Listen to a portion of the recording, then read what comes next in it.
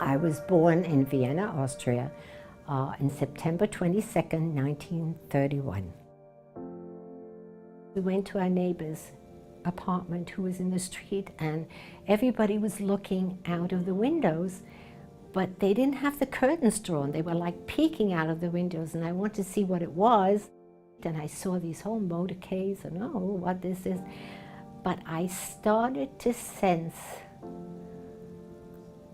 I don't even know how to explain it, but a peculiar feeling of sort of discomfort. It began to touch me personally the next day when I went down with my mother to the park that we always went to.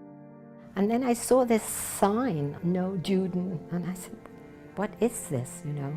I had to stop going to school because it was a Jewish school, as I said. It was right outside the Vienna woods. And what would happen is it was a great target for what I began to see a lot of, was the Hitler Youth. And they would throw rocks at us. So she did what she had to do to get me on that Kindertransport.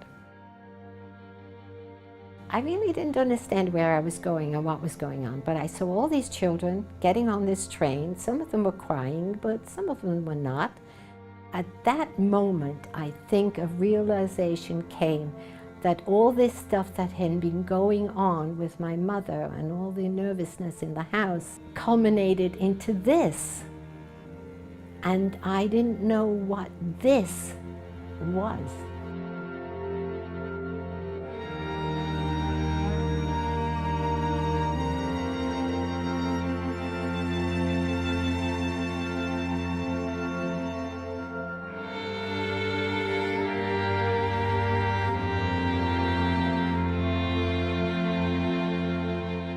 Lilian and Philip Adams were the family that took me to live with them for 8 years.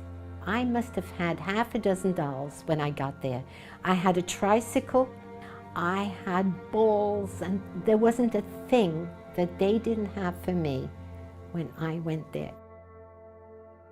I was crying all the time.